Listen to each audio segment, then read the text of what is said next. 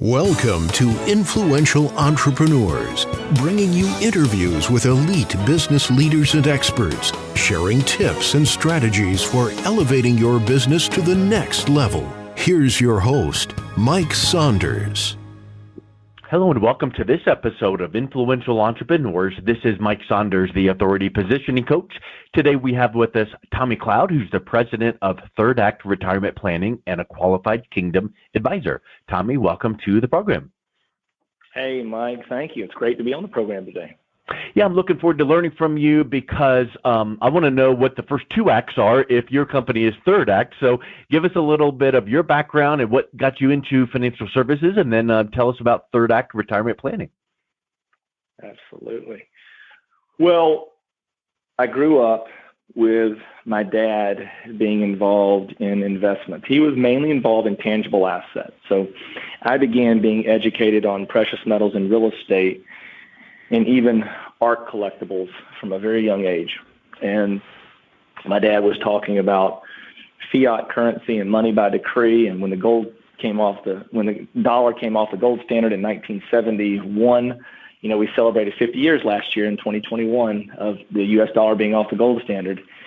These are things that I talked about as a child. And then as I was thinking about what I wanted to major in, when I was at the Georgia Institute of Technology, I decided that I would get what they called a certificate in finance. And most schools say, well, you majored in finance. And so I did that. I was in the investment club, and we were fortunate enough to outperform 90% of all mutual funds during the 2-year time period that I was on the investment club and participated with them.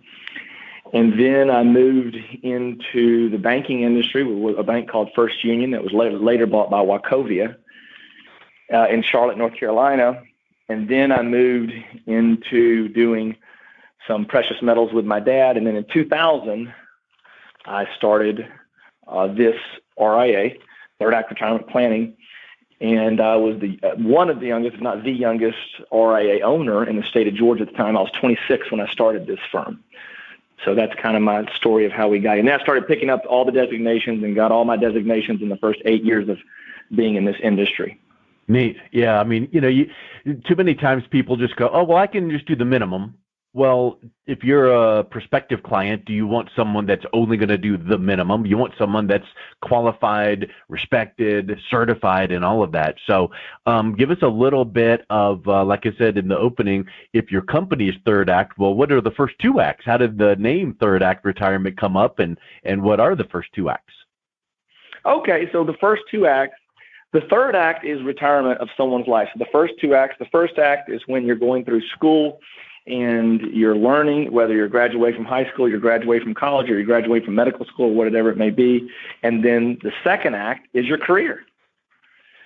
Yeah. And that's going to have your career. A lot of people in that time period are getting married and having children as well. But we're talking about from a financial perspective. So it's the learning, it's the working, and then it's enjoying.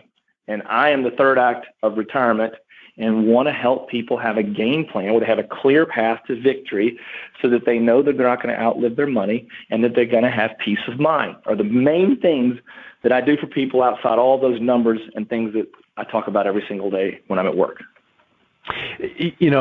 I know there's a lot that goes into that, so when will the second act of the career kind of the plane start to land, and when will the third act of, retirement start to, take shape? And that's going to be different for every person, right? I mean, but typically, traditionally, when would you recommend that someone start to make some tangible plans for that third act? Well, I've had clients start real young, clients in their 30s. Yeah. I've had a client. Now, the average age of my client is older. However, I've had clients come to me, they didn't know they could retire. And I said, oh, yes, you can definitely retire. I said, you can go ahead and do that right now. And it's funny because a lot of the times the wife will say, oh, no, we don't want to retire right now. So yeah. That's something fun. Sometimes people will come to me and say, well, I would like to retire in 5 years. And I'll say to them, well, unless you plan on winning the lottery, this is going to be tough. Yes. And so it is different for every single person. And what is the bottom line is what are your expenses and what are your income?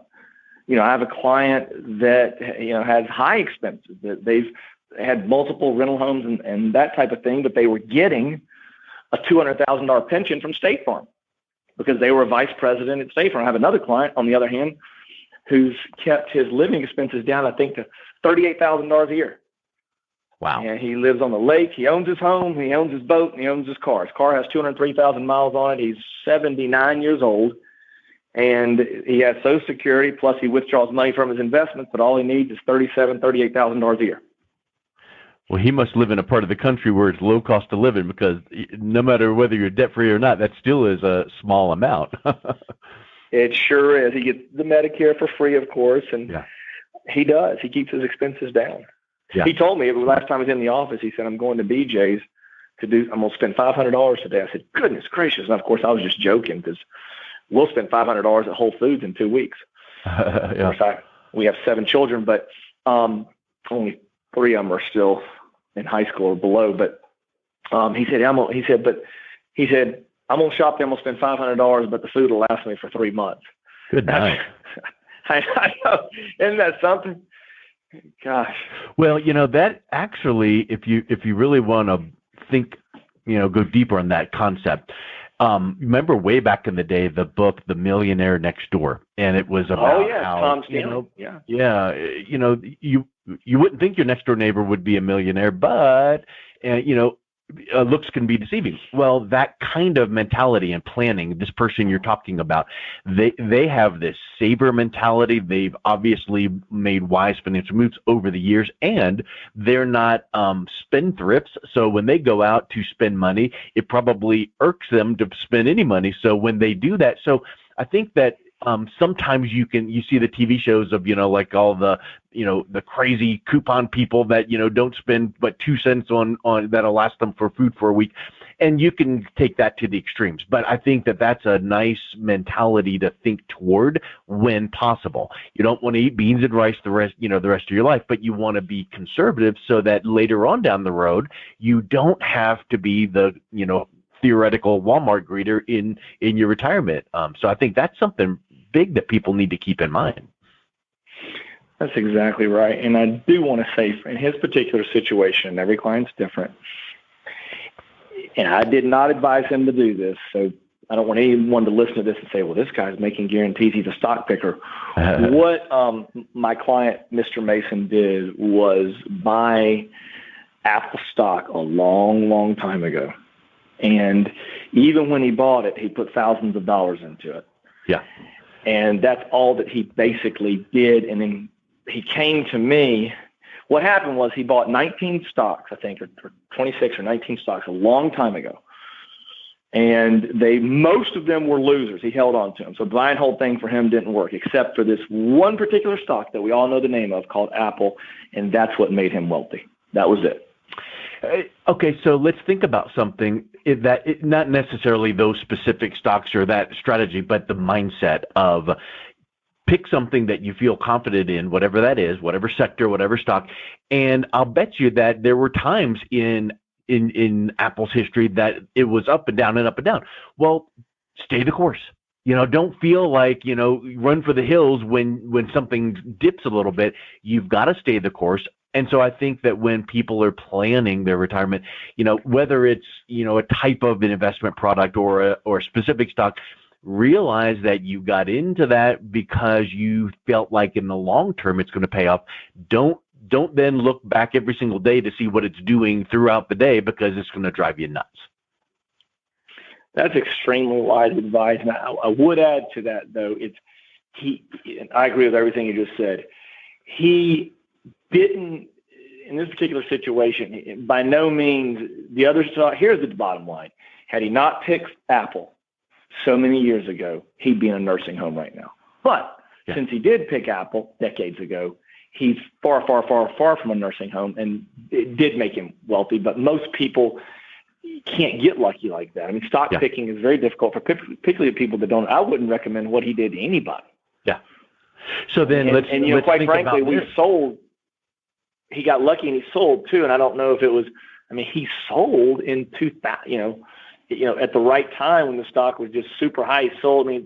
He didn't start going, Apple really didn't have its takeoff, Mike, until about 2000, let's say 8.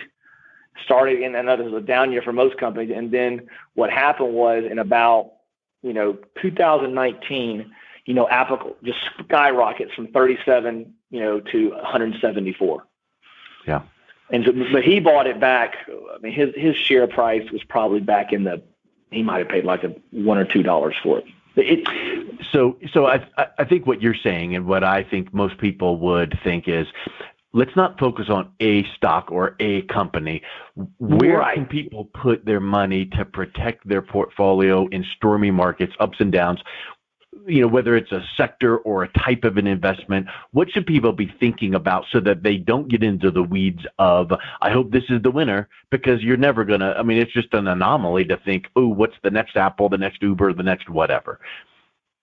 That's exactly right. For anyone to think that they're going to do like Mr. Mason, pay 18 cents a share and then sell it years later for, I forgot, let's say he sold it for $150 a share. That's pie in the sky.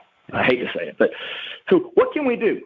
We have advice from the wealthiest person, one of the top 5 wealthiest persons that ever lived on the planet, talked about this at length. And my wife and I watch Shark Tank, and it's also good to watch Shark Tank for people interested in finance, just to hear them talk about money. Yeah. And see what they've done. And I read articles about these guys. Just interesting to me, the way they deal with these things. But King Solomon, who's in today's dollars net worth, was estimated to be about 2.2 trillion with a T. And so there was only about, I think, 800 billionaires last year in the whole world. I don't know how many trillionaires there were. There might not have, I just don't know how many there were. I'd have to Google that. But there might have been none. There might have been 1 or 2. But 2.2 trillionaire, King Solomon wrote to us thousands of years ago that we should diversify our money. He said 7 or 8 ways, because you don't know what type of economic problem we're going to be faced with. And he said that, he wrote that, it's actually in the Old Testament, and it's also in the Jewish Bible, which is in Ecclesiastes 11:2. So if people will just diversify. Now, when we talk about diversification, we don't mean buy Apple stock, buy Home Depot stock. That's called in asset class diversification, Mike. Yeah. So you want to buy a bunch of stocks that are U.S. And even if you buy international stocks, that is not the type of diversification the way that I read that, because international stocks are highly correlated to U.S. stocks. They kind of move together. So what you want to do is you don't want to just buy one company. You want to buy a bunch of companies globally here in the U.S. and abroad. That's one category. Then you want to buy a bunch of bonds here in the U.S. and abroad. If you don't want to buy bonds and you have enough money, what you can do is if you have a long-term holding horizon, what I do with some of my clients is instead of buying bonds, let's say they're young enough, which I'd say, probably younger than 55 or under. We can, instead of buying bonds, we can buy a whole life insurance policy or cash value life insurance policy and just forego buying bonds altogether. So you want to have that category. And then there's real estate. There's precious metals, and gold performs differently than silver. There's commodities, which are difficult to invest in. Most people don't have the money to do that. And you certainly going and buying a ETF or a mutual fund that invests into commodities does not work because of backwardation and contango. And people can look that up on the internet, but it's the way that futures happen. Those mutual funds and ETFs do not follow the spot price of commodities. So, but you can get gold and silver with ticker symbol GLD and ticker symbol SLV. You can absolutely track the spot price of gold and silver with very high accuracy and very low cost and very easy to trade. You can also get into the Treasury bond market, which is negatively correlated to stocks. The U.S. Treasury market, and the longer the duration, the more negatively correlated it is to U.S. stocks. And then, of course, we already talked about the real estate that you'll own yourself. Those are something. Now you can also invest in wine online, which I've been doing myself. I think wine's a good way to protect yourself against inflation and get further. People are also getting the cryptocurrency. I haven't done that with a lot of my clients. I've probably done that with maybe 10% of my client base. We've probably done some cryptocurrency. I'm not recommending that here on this show or for most people. That's something that you have to really understand before you get into what the risks are, which is kind of hard to understand because it's so new. It's unproven, yeah. It's unproven, yeah. And so, like I said, and one of my clients that got into crypto, I'm not charging any management fees on because it was his idea, and I told him I didn't want to participate in it. Yeah. So he's against medical advice or against financial advice, Yeah, that's exactly right. So I just listed some items there that people can invest in, wine, art collectibles, gold, silver, global stocks, which are the most common that people sometimes think of, global bonds, cash value life insurance policies, real estate, are just to name a few that's true. And utility stocks. Utility stocks are moderately to low correlated to the S&P 500. And so I recommended my clients get into utility stocks last year, and we bought a bunch of them. And I think those we looked at yesterday through May 1st of 2022, utility stocks were only down like 0.4%, while the market was down 13%. Well, I think that anybody that is interested in making sure their retirement is in the right sites and moving in the right direction, you can do all kinds of research online, but what is the best strategy, the safest, the most diversified? So if someone is thinking, you know what, I know that financial advisors back in the old days, they would, you'd have to pay a commission for every single trade. These days, it's a whole different ballgame where it's just a small management fee and it's like hardly anything that you feel. So if someone was interested in reaching out and connect with you, kind of learning how you could guide them, what's the best way that you work with people? And then what's the best way that people can reach out and connect with you? That's a good question. The best way that I work with people is on a fee-only basis, and I charge a fee for the amount of money I'm managing for them. And I also have a financial planning fee, and that's basically how I work with people. And the best way that they can reach out to me, my minimum is $250,000, and they can get started with me, Mike, by going to my website, thirdactsretirement.com. Click on Get Started Now and just schedule what I call a retirement ready success call. It's a 20-minute free, no cost, no obligation call where we talk about where they are now, where they'd like to be, and then I share with them some tips on what I'm doing with my clients that may be in similar situations to theirs to help them reach those goals. And then we can also decide if it's even worth us having another call at all. Yeah. And then I also have a toll-free number, 1-800-917-5016. Anyone that answers the call can also schedule a retirement-ready successful call for them as well. Well, Tommy, it's been a real pleasure talking with you today and just learning about safe diversification. And if I encourage anyone that would be interested in just getting that second opinion to have you look at their portfolio and give some guidance, that would be really helpful. So I'll make sure that your website is in the show notes, and really appreciate you coming on today. Well, thank you, Mike, for your time and having me on. I'm grateful for it, believe me. You've been listening to Influential Entrepreneurs with Mike Saunders. To learn more about the resources mentioned on today's show or listen to past episodes, visit www.influentialentrepreneurssradio.com.